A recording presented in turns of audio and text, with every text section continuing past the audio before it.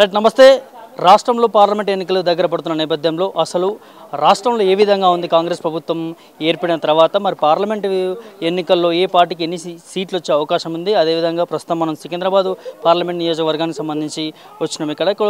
ఇక్కడ దాదాపు ఒక యూత్ని అడిగి అసలు ఇక్కడ ఎలా ఉండబోతుంది, ఏ పార్టీకి ఎన్ని ఓట్లు వచ్చే అవకాశం ఉంది, ఇక్కడ బీఆర్ఎస్ పార్టీ నుంచి కావచ్చు, కాంగ్రెస్ పార్టీ నుంచి కావచ్చు, బీజేపీ నుంచి కావచ్చు, సో ఈ పార్టీల నుంచి ఏ పార్టీకి ఇక్కడ బలం ఉండబోతా ఉంది ఏందనేది వారిని అడిగి మరిన్ని విషయాలు తెలుసుకునే ప్రయత్నం చేద్దాం. బ్రదర్, మీ పేరు? క్రాంతి అండి. ఎట్లా ఉండబోతుంది బ్రదర్ రానున్న పార్లమెంట్ ఎన్నికల్లో? రానున్న పార్లమెంట్లో వచ్చేసి ఇక్కడ పద్మరావు గారే గంటసాడ గెలుస్తారండి. ఎందుకంటే ఇక పద్మరావు గారు వచ్చేసి లోకల్ ఫిగర్ అన్నట్టు, ఆయన ఫేస్ చూసే ఇట్లా ఓట్లు వేసేవాళ్ళు సికింద్రాబాద్లో. ఈవెన్ తెలంగాణ రాష్ట్రం అంతా గుర్తుపడుతుంది పద్మరావు సార్ని. ఎందుకంటే మేము పద్మరావు సార్ వచ్చిన కాంచెలు ఎంతో డెవలప్మెంట్ చూసినాము. ఇప్పుడు మా దగ్గరని సికింద్రాబాద్ ఎంత డెవలప్మెంట్ చేసిరు అంటే, ఆయన ఎంపీగా గెలిపిస్తే ఏ విధంగా చేస్తారని చెప్పి మాకు కూడా కొంచెం కాన్ఫిడెంట్గా నమ్మకం ఉంది. సో అలా విధంగా చెప్పాలంటే, ఇంకోటి కాంగ్రెస్ ప్రభుత్వం వచ్చిన కాడ నుంచి ఎలాంటి డెవలప్మెంట్ అనేది లేదు, ఎలాంటి బడ్జెట్ అనేది కూడా రిలీజ్ చేయలేదు మా సికింద్రాబాద్ కాన్స్టిట్యున్సీకి. అయితే ఇంతకుముందు ఉన్న గవర్నమెంట్ ఏదైతే నిధులతో చేసారో అదే నిధులతో కంటిన్యూషన్ అయింది తప్ప ఎలాంటి నిధులు అనేది ప్రత్యేకంగా ఇచ్చింది లేదు, చేసింది లేదు కాంగ్రెస్ ప్రభుత్వము. అండ్ వాళ్ళు ఇచ్చిన 6 గ్యారెంటీలో ఒకటే గ్యారెంటీ ఒక్కటే అమ్ములేదు, అదేంటి బస్సు. ఆ బస్సు తప్ప మిగతా గ్యారెంటీలు 5 గెట్కి 5 పోయింది. అది వాళ్ళు కరెంటు విషయాలలో కొంతమంది కరెంట్ వచ్చిందని అంటారు. మా ఇంటికి ఇదేనండి, మాది ఉదయన గారు, మాది ఏమంటారు భజన్ క్యాస్టల్ అపార్ట్మెంట్. అక్కడికి వెళ్ళి అడుగుదాము, మా అందరి సొంత ఫ్లాట్లే, అందరి సొంతవే. ఈ ఒక్కరికి కూడా 0 అనే బిల్ అన్న వాళ్ళకి రాలేదు. 200 యూనిట్ లోపు వస్తేనే జీరో కరెంట్ బిల్ కింద యాక్సెప్ట్ చేస్తారు. 200 పైన వస్తాన్ని నాట్ యాక్సెప్ట్. ఈవెన్ 201 వచ్చినా కరెంట్ బిల్ కట్టాల్సిందనంట. అది జీవో నాకు మొన్న తెలిసింది.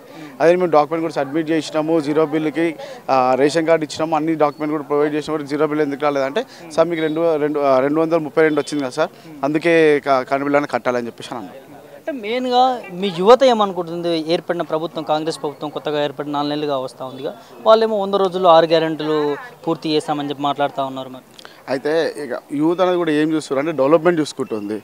డెవలప్మెంట్ అనేది కాంగ్రెస్ ప్రభుత్వం 0 ఉన్నది. ఈవెన్ కేరళ ఇంతకుముందు ఫస్ట్ ఎలక్షన్ అయినప్పుడు కేరళలో ఏ విధంగా అయితే నడుస్తుందో అదే విధంగా దీన్ని రోల్ చేసుకుంటూ వచ్చారు తప్ప దానికి ఎలాంటి ఫలితం అనేది ఏం లేదు.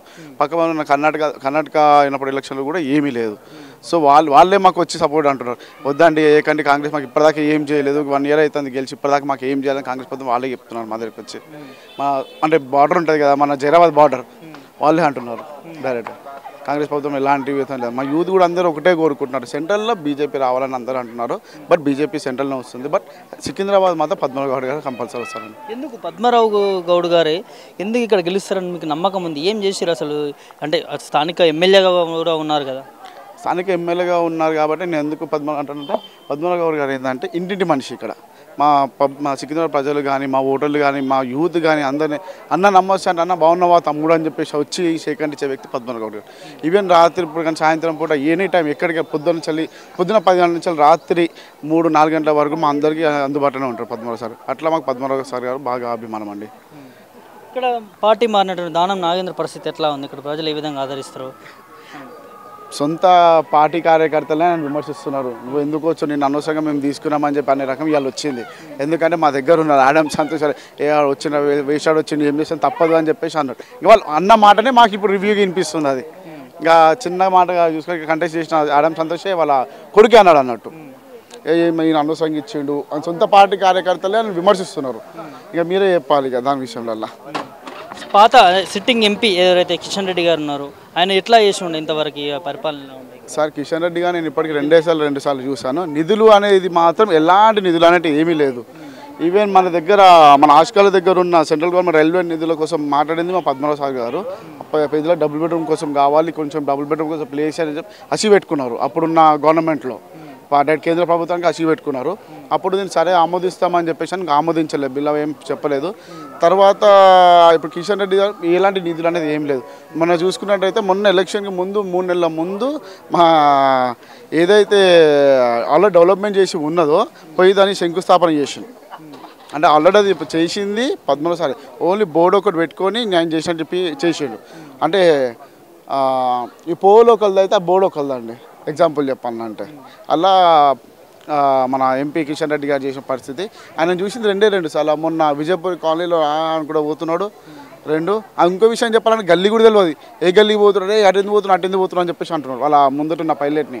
అన్న సార్ డెడ్ ఎండ్ ఉంది సార్, అచ్చా డెడ్ ఎండ్ ఉందా, ఓకే అని కూడా పోతుంది. అదే పద్మనాభసారి చూసుకుంటే ప్రతి గల్లీ తెలిసిన వ్యక్తి, గల్లీ తెలిసిన వ్యక్తి పద్మనాభసారి గారిని ఇక్కడ. అందుకే మేము పద్మనాభసారి గారిని చూస్ చేస్తున్నాం. కిషన్ రెడ్డి గారిని మేము చూసింది రెండు సార్లు, మరీ చెప్తున్న 2 సార్లు.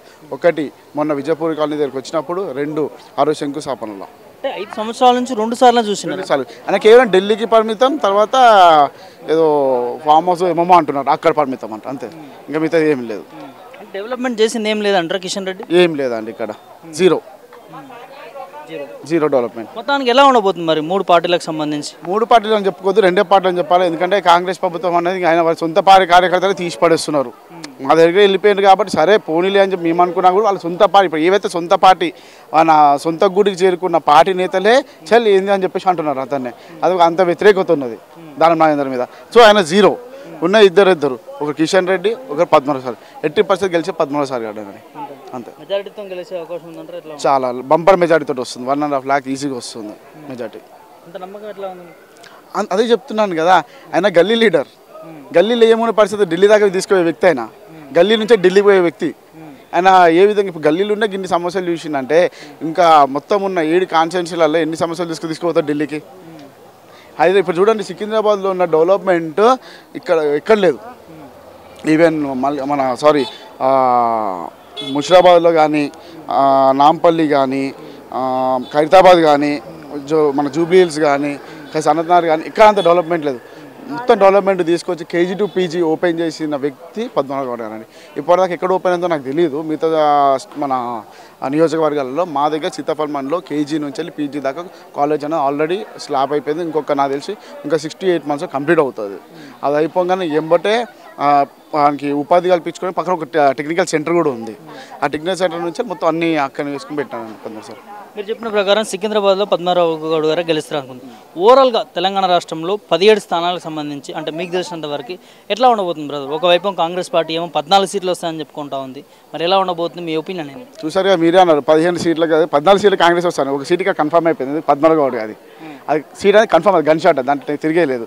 14 సీట్లలో కూడా నాకు తెలిసి ఇక ప్రభుత్వం ఇష్టం, అది ఎట్లుంటుందో మనకు తెలియదు కదా. ఇక్కడ మేము లోకల్ ఇక్కడ కాబట్టి మాకు ఇక్కడ విషయమే మేము ఉపయోగగలుగుతాం.